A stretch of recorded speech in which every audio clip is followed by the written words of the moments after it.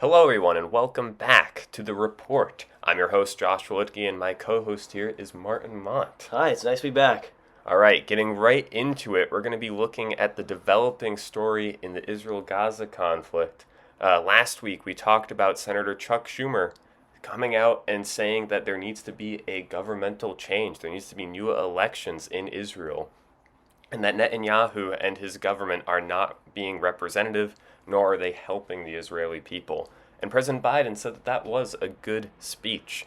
So we're seeing this shift in the United States' policy perspective of going from being a strong supporter of Israel on its sovereignty and its self-defense, and now we're seeing this shift towards talking about a ceasefire, trying to see if we can negotiate something and get the hostages back while stopping the violence that's happening in Gaza right now, and especially preventing the Rafah invasion. We have seen some developments on the U.S. proposing a ceasefire into the United Nations, and unfortunately, that's been struck down. Marty, do you want to Yeah, talk very more on that? quickly by the other members of the Security Council, Russia and China, both vetoing this policy proposal by the United States for a ceasefire deal, which is a change in vocabulary from the beginning of the conflict. Yeah. But both China and Russia citing various reasons, politically motivated mostly, to veto the Yes. resolution, which leaves the United States in a vulnerable soft power position to not actually be able to go through with some of its peacekeeping policy and might put them in more of a bind when it comes to an actual negotiation for, let's say, like what you were talking about right there, the hostage release. They're negotiating with the Qatari government and Israel and Hamas to negotiate some of the hostages that were taken in the October 7th attacks to be released, and now Right. they're going to have a harder time negotiating that. Right. I mean, this is definitely complicated. The issue at hand here of the United States is saying we have to have a ceasefire at this point. We have to have negotiations, and we need to resolve this and stop any further casualties that have been incurred. I mean, we've got so many people have passed, unfortunately, from this conflict, and the United States has really seemed to have had enough at this point of the conflict. But it complicates their stance with Israel, obviously moving away from Israel. In the recent weeks, Antony Blinken, the Secretary of State for the United States, just met with the leaders in Egypt, Saudi Arabia, and now he is in Israel, mainly talking about the humanitarian crisis there and how the United States is pushing to resolve that humanitarian crisis with airdrops, building a pier, and just getting more food, medicine, water, and energy sources to the Palestinian people that are on the ground that are getting the brunt of the battle between the Israeli military and Hamas. And that ceasefire would have been really helpful in trying to calm the situation and get more humanitarian aid in. But as you said, Marty, China and Russia, for political reasons, Russia's ambassador saying that it would essentially green light an invasion into Rafah. The United States vehemently opposed that, saying that that's not anywhere in the text. And it's definitely become a political issue at this point in the UN Security Council. It did have the majority of the vote. 11 countries voted in favor, with an abstention and Algeria joining Russia and China in a no vote. Yeah, and that's not surprising Yeah. from the policy we've seen from Algeria. But I think that the biggest conversation here is about rebuilding Palestine, specifically Gaza, post conflict. And this is one of those tricky situations where we don't actually know who's going to be doing that. And I mean physical infrastructure, roads, buildings, hospitals. We only have one or two hospitals left with any functionality in Gaza. And there's over 2 million people who live there. That's going to become a problem. And at some point, the United States needs to shift from the deployment of aid to the deployment of permanent structures that will be able to actually provide long-term support to the people there.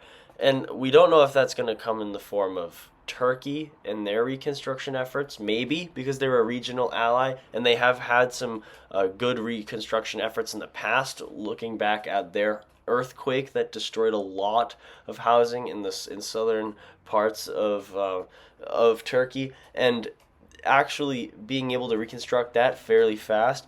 Yeah. But do they have the monetary incentive to do that here? Maybe not.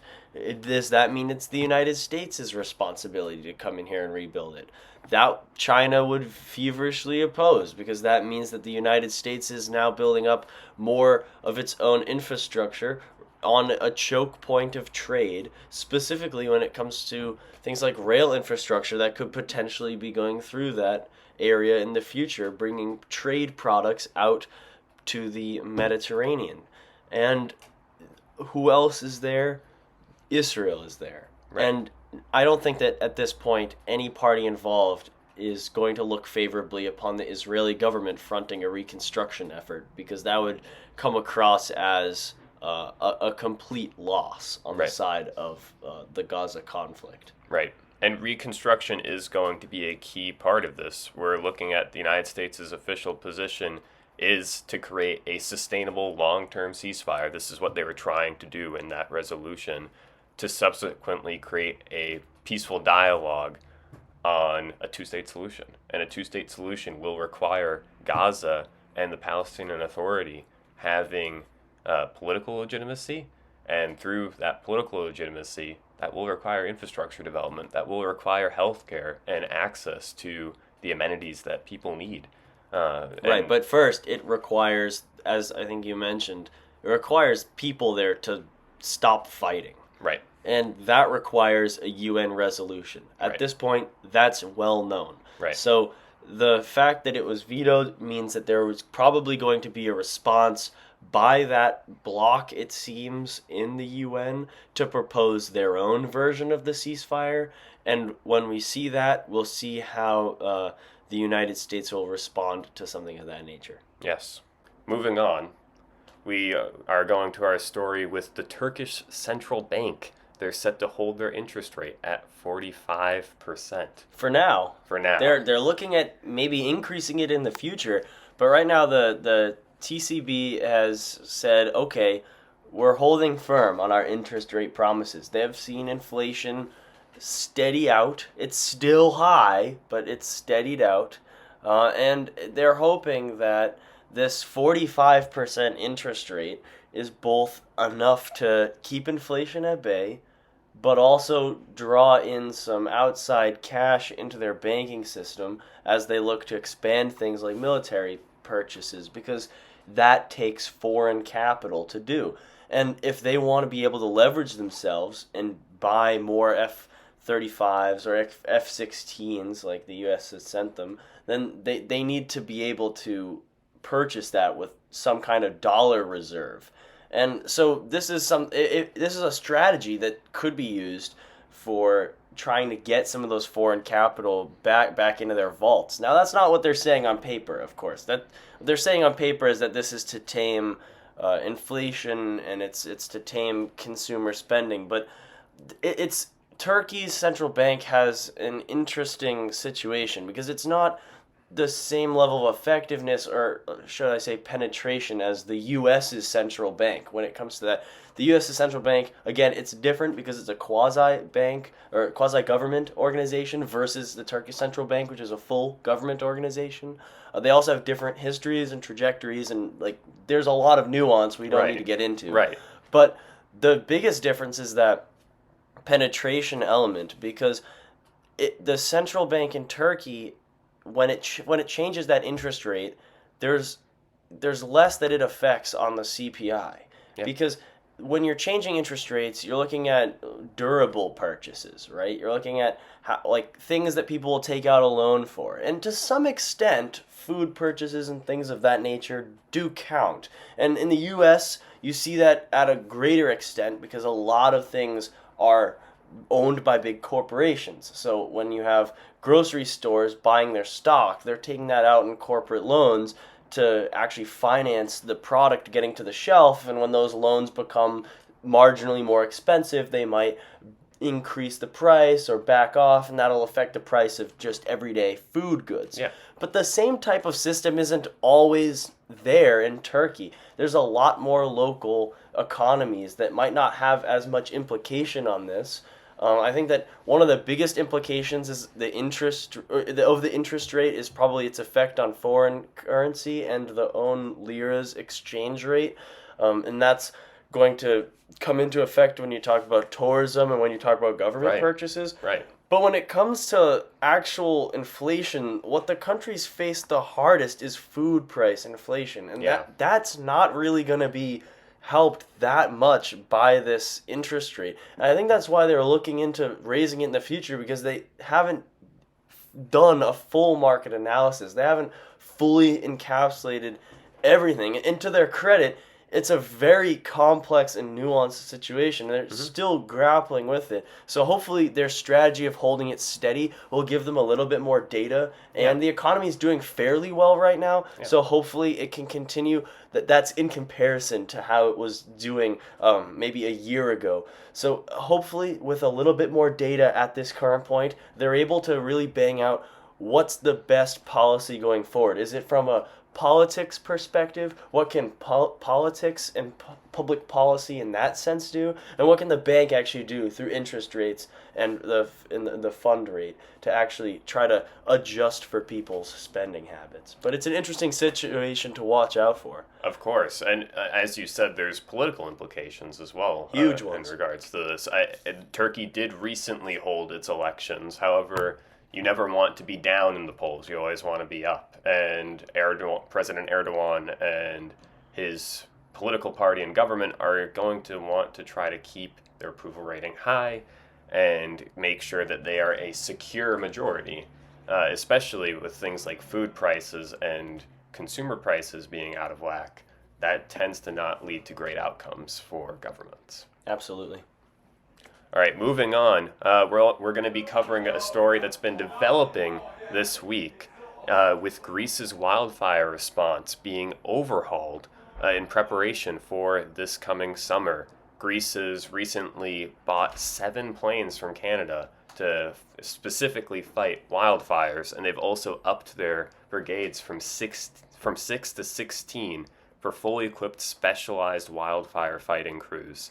And additionally, they're looking at trying to do preservation, prevention, and conservation plans to just make sure that these fires don't even start and get out of control as they have in the past. Yeah, and I think that this is a story that we've been repeatedly going back to at the newsletter, just because it has such implications for the region. It's destroying forests, which erode land, which creates land loss. It creates arable land loss in a region that really struggles with that. And it reduces agriculture output, which is really hard. That's why you've seen such high olive oil prices this year in Greece, to the point where people are literally stealing it out of other people's basements because it's worth like literal gold. Right. And when you see all this, you think, does 7 planes really fix that? I think that the policy is much more important than the short-term solutions here. Right. And I think that that's the most important part to understand, is that the conservation projects, some of the times when we throw those in a resolution alongside big upfront purchases, they get bogged down in the politics after that and aren't implemented. Those are the key here to actually fixing the problem, because it's a systemic problem about settlement, about land code laws. It's very nuanced and very complicated. Yeah. And if you want to actually fix it, you have to get into the nitty-gritty, especially at a local level, to see what policies you have and what policies aren't working that are leading to some of these things. Right. These conservation plans are proactive and they're preventative, whereas anything in regards to actually fighting the fires, while good to have and certainly necessary, especially after the casualties that Greece has experienced with some of these recent fires, over 20 dead, Right. in over last summer. But it's critical that those are just a backup plan. There needs to be a proactive upfront plan to make sure that these fires never get as out of hand as they have in the past. And that's getting increasingly difficult with the uh, climate change crisis that's been going on as of late. Right. And the further it impacts, the higher temperatures, the droughts, all of these are leading to just really unfortunate conditions for wildfires in this region, not just in Greece, but all across the Eastern Mediterranean. So it's definitely a story that we're going to be watching coming up this summer. Right. Moving on to our new section, the State of the Week at the report. We're going to be looking at Tunisia as they look to the future Again, yes. By aiming to install a 5G internet network. Yeah, Tunisia coming out in the past 2 weeks with two massive jumps on their technology tree, so to speak.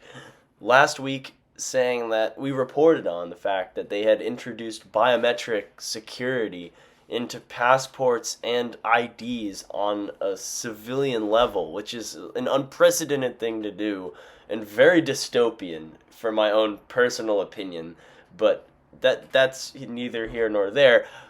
But this week they've just announced that they literally yesterday announced that they are going to be implementing a 5G network and subsidizing that throughout Tunisia. And this is something that is could be very controversial because it's something that's very expensive as a government undertaking to do. Now, the government has cited the fact that there are three competitors, like big competitors in broadband in Tunisia, and one of them is a quasi-government subsidiary, and the other two are private companies, and they're able to have pretty high levels of competition, self-cited. Now, that's up to dispute if you actually look at economics and pricing, but if the government's saying that it's fair, it'll get through the court system, right? Because it'll get past those antitrust laws. Exactly. Now, when the implementation of this is going to be very difficult. Right now, 100% of people in Tunisia have access to 2G networks, right? 90% of people have access to 3G networks, but only 3/4 of people have access to 4G networks. Right. Excuse me. And that leaves 25% of the population, which is in the rural parts of the country, not even have access to 4G. Now, that's something that's not that uncommon. The United States has plenty of areas that do not have 4G coverage. And again, government has been working on that alongside private entities. But in Tunisia, what is really astonishing is the fact that 58% of the population actually doesn't have a smartphone. It has a cellular device, but not a smartphone. Yeah. And those cellular devices aren't necessarily hooked up to handle 5G capabilities. Right. And one of the things that happens when you try to migrate to 5G, like we did in the United States, you have to end up turning off those other bands, the 3G bands specifically, in order to actually migrate those frequencies over to 5G usage, because you don't have enough frequencies to have all of the different networks working at the same time. But if you roll out 3G, and if you roll out 5G and you roll back 3G, those cellular devices that aren't smartphones, not only do they not benefit from the added capabilities of 5G, they can't use it, and they're going to be losing the services that they already have.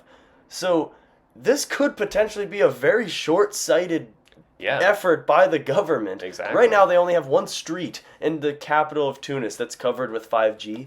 And it's right next to the airport, which is actually a dead zone that's only covered by 2G. So it'll be very interesting to see how the government takes this and how it actually implements this throughout its quote-unquote competitive marketplace. Right. The rollout will be interesting to see, and to what extent is this going to be a beneficial jump into the future, or is it going to be a maybe step backwards? Right. But it's definitely one of the most quickly evolving and interesting situations in the region when it comes to just wild government policy that's really come out of the dark recently, because that's something that they really hadn't been talking about at all. Yeah. And all of a sudden it comes into light. So it'll be interesting to keep an eye out for. Certainly will. Well, that's been the report for this week, our second episode. It's always a pleasure to be able to bring you all the wealth of news that comes out of the Eastern Mediterranean. I've been your host, Josh Walitsky. And I've been your host, Martin Mond. Thank you all for tuning in, and we'll see you next week.